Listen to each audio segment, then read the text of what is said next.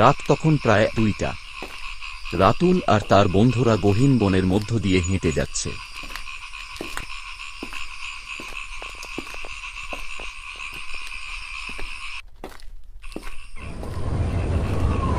হঠাৎ একটা ঠান্ডা বাতাস বয়ে গেল, আর রাতুল অনুভব করল যেন কেউ তার গায়ের পাশ দিয়ে ছুঁয়ে গেল। দোস্ত, তুই কি কিছু অনুভব করলি? ভয় পেয়ে গেলি নাকি? এসব ভূতটু তো কিছু নেই।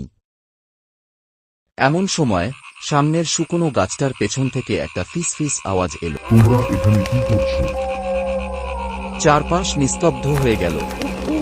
বন্ধুরা চমকে তাকালো। রাতুল গলা শুকিয়ে, কে ওখানে? এখনই।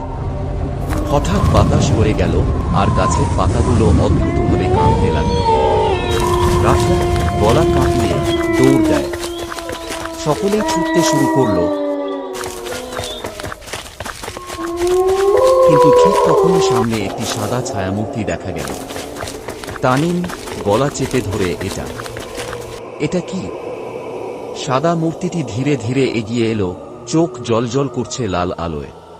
তোমরা একবার এসেছো, ফিরে যেতে পারবে না।